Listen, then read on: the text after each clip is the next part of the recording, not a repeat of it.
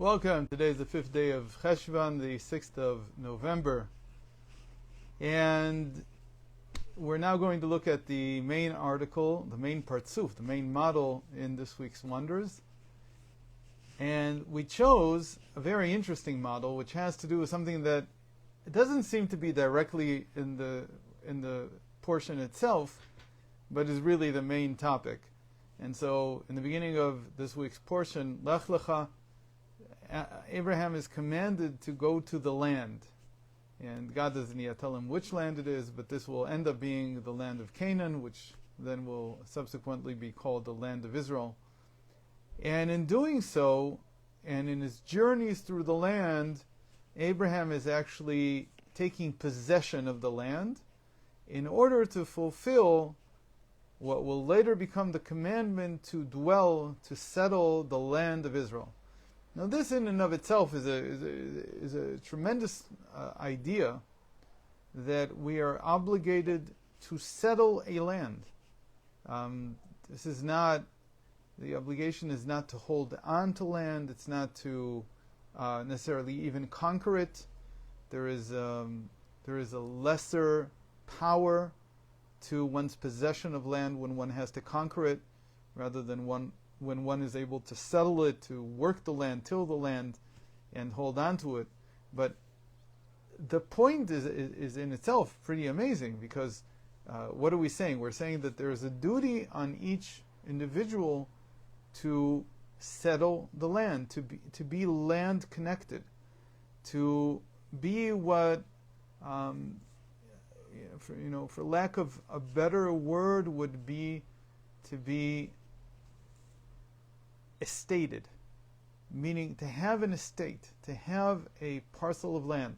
Now, it's true that that's the best form of it. Even if you live in an apartment building in the land of Israel, you're performing the commandment. But really, the Torah wants people to have a possession of the land. And we've talked about this in the past. This is one of the cornerstones of the way that the Torah sees human existence, and its encouragement that we become independent. A person who doesn't have land cannot be independent. That's why we call it real estate, because in the end it's what makes life real, this connection to land. As a people, we have a obligation to settle the land of Israel as a people, not just as individuals. So it goes beyond the division, the parcelization of the land into separate estates. It's the very act of possessing the land. And here, when it comes to conquering, and conquering is already something that's done by a people. It's not something, the conquest cannot be usually done by a single individual. And like I said, if it's just a single individual who conquers something or possesses something by force, there's no real claim to it. On the other hand, when a people conquers something, that's something different. It presents a higher will, not just the will of a single individual, and so on. And that all needs to be discussed. So we have this commandment to settle the land of Israel. Now, what is not well known is that there are a lot of disputes about the scope of this commandment, especially now that we are in exile. Meaning, after we were dispossessed of the land, do we have an obligation to settle it? And there are 4 different opinions regarding this period in our history. None of these is saying that there's not a connection and that there's not a general obligation, but it's saying in practice, what do you do in practice? Does exile change the obligation in some way? And so the first person, again, to deal with this was Avram. He did it as an individual. Obviously, it was just one person, but Abraham is a father. He's the patriarch. As a patriarch, he represents more than just himself. So he's, in a certain sense, setting the tone for the general obligation to settle the land of Israel. And again, he doesn't want to leave. Once he arrives, he doesn't want to leave. He's forced to leave because of the famine. he goes down to Egypt. At some point, he goes into the land of Philistines. There's a whole dispute about whether that part was promised to him or not. Was he really leaving the land of Israel or not? Again, these are all very important topics, but not part of what we're going to be speaking about. Where is this applicable today? So the main question about whether or not we have an obligation today to settle the land of Israel, which means to, if we live in, let's say, in the 1500s, maybe not the 1500s, 1400s, we lived in Barcelona, did we have an obligation to leave Barcelona and to move to the land of Israel? If we lived in 18th century Europe, elsewhere, in Eastern Europe, in Prague, in Krakow, did people then have an obligation to move to the land of Israel? So it was pretty much accepted that there was no such duty, there was no such necessary obligation. But the question that came up already in the time of the Talmud was, what if a married couple is discussing their future, and the husband or the wife says, I want to live in the land of Israel. That right now they're living somewhere else because of the exile. And the wife or the husband says, but I want to live in the land of Israel. Can they coerce their partner to move with them? Because if this is an obligation, then they certainly can, because that's part of what it means to have an obligation, that if the other side doesn't want to perform their obligation, so you can divorce them, and they're at fault. So that's the legal background for this discussion. And this discussion appears in the last chapter of the tractate of Ketubot, both in the Mishnah and the Talmud expands upon it greatly. And this was always the starting point for this discussion in Jewish law. It's not to say that there are not other parallel discussions that speak about the spiritual obligations, but here we're going to be starting from the legal obligation. Is there a legal obligation? So, the first entry in our partzuf, in our model about this question, can one of the couple force the other to move with them to the land of Israel?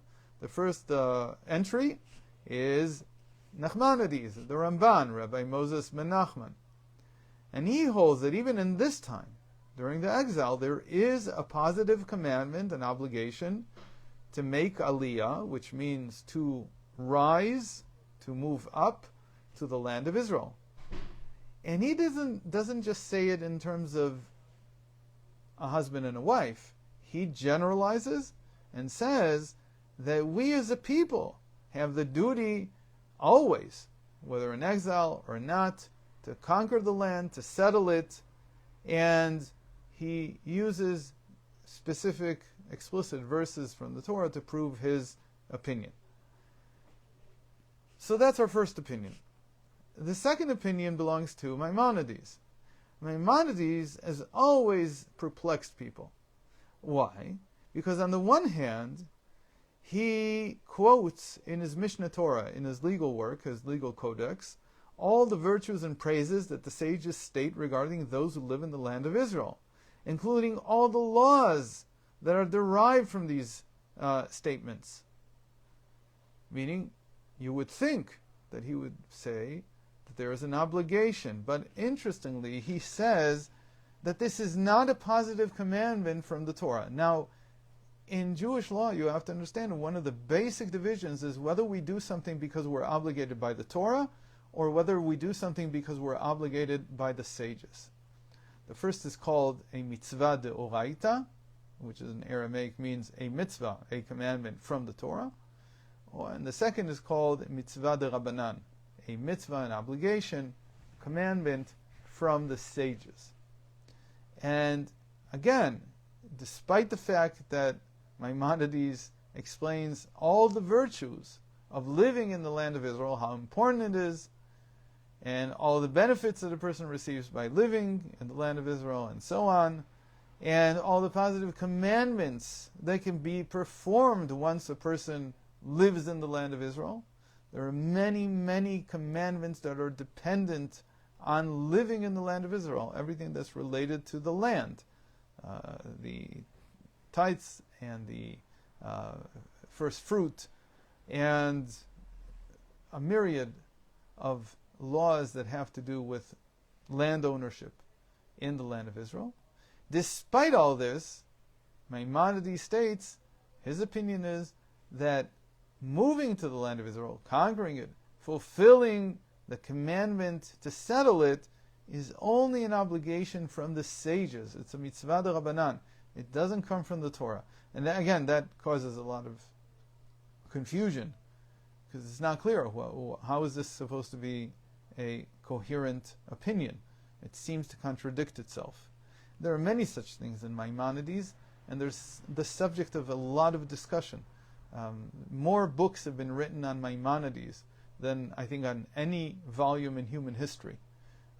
There are more commentaries, discussions, questions and answers, and so on Maimonides. It's at least the common thing that you learn in yeshiva on the Rambam, on Maimonides, than there is on any other book in human history.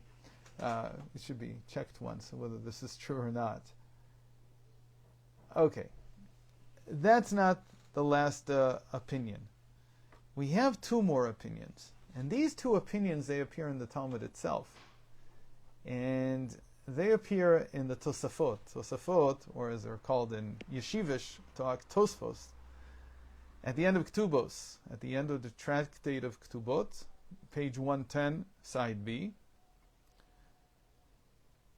There is a short Tosafot there that provides us with two reasons why this is not an obligation today. Why, even though there is an obligation from the Torah, there is a commandment to settle the land, we cannot perform it today. We're not under obligation by it. The first opinion there, and I'll just quote it, it says like this: it is not practiced in our times, meaning that one spouse can coerce the other to move to the land of Israel, as there is danger on the roads. In other words, it is a dangerous journey to move to the land of Israel. Now we have a second thing that the Tosafot says, and Rabbeinu Chaim, who's one of the Tosafot, most of the Tosafot were the descendants of Rashi, Rabbi Shlomo Yitzchaki, the famous commentary on the Talmud, on the Torah. His grandchildren and his great-grandchildren, they all became sort of like a hereditary house of commentary on their great-grandfather. They're great in the sense of the great Rashi. And Rabbeinu Chaim, I don't know if he's one of them, but he's close to them. He says that today it is not a commandment to live in the land of Israel, as there are several commandments that are dependent upon the land, and several punishments if you don't perform these commandments that are dependent on the land, that we are not able to be careful about and to be cognizant of. And so Rabbeinu Chaim HaKohen, he says that there is no obligation today because there is danger, or at least a suffix, there is a doubt as to whether you will be able to uphold all the commandments that are dependent on living in the land of Israel. There's many, many of them. And so he says, if you move to the land of Israel, and because we have no knowledge of this, or people are not learned in this, and they're not used to it, they weren't used to it outside in exile, so by coming to the land of Israel, they'll surely transgress these, and so who said that you gained anything? You may have come to the land of Israel and actually desecrated it, and achieve the opposite of what you wanted in the first place. So those are our four opinions. Now, what we're going to do tomorrow is talk about how do we take these four opinions and turn them into a model. But let's end with one thing. The opinion of Rabbeinu Chaim, the last one we just said, which is, sort of like a fear. It's not just a fear. It's almost like overly careful. He's not really understanding what's going on. What do you mean? just because we don't remember something, so we shouldn't do it. On the contrary, go to the land of Israel and start learning. And of course you make mistakes in the beginning, but that's like saying that if a person doesn't know how to pray, he shouldn't pray. Well, of course he's going to make mistakes in the way he's going to say the words and what he's going to do, and he's going to stand up and sit down and do whatever in the wrong time. So because of that, he shouldn't pray. You learn. So what's the big deal? Just send the people to the land of Israel, and they'll learn how to uphold all the land-dependent commandments. So this opinion is always perplexed, more than perplexed, much more than the Rambam. It's always been a source of contention. So much so that there were alternate readings of this passage in the Tosafot that claimed that he didn't even say this. That really he is the first opinion that says that because of dangers you can't move to the land of Israel because of the danger in the journey. Not because there is a danger that you won't uphold the land-dependent commandments. What will happen is that when we put the four opinions into Partzuf, into a model, we'll see that everything has its place, and that you need all four opinions. This is one of the great things about a Partzuf, about a model that's built out of a Torah inquiry, that you see that all the opinions come together. They all have their place. They all have a time and a place.